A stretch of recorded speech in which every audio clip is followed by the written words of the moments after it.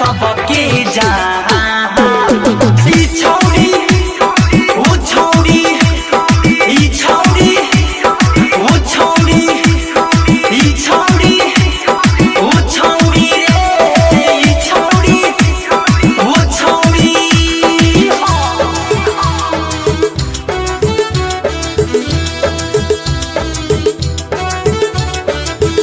हरिओम बसंत को डीजे हरिओम बसंत को डीजे हरिओम बसंत को डीजे हरिओम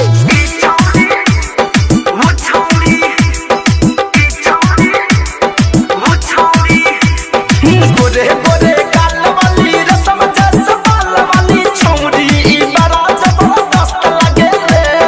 हिरनी जैसन चाल एकर रूप बा कमाल एकर देखो ना माल बड़ी मस्त लगे रे गोरे गोरे गाल वाली रसम जस बाल वाली छौरी बड़ा जबरदस्त लगे रे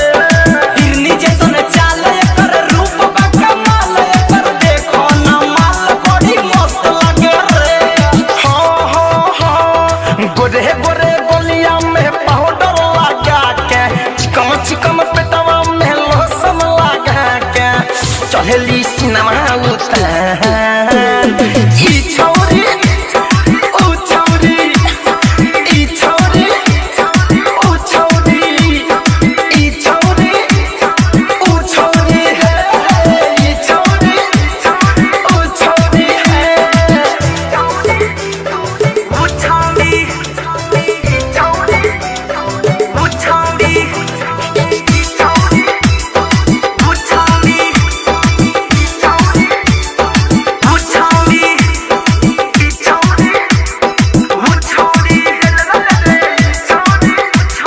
जब से देखल नैन बाटे दिलवा पे चैन बाटे का कहीं कितना परेशान बनी रे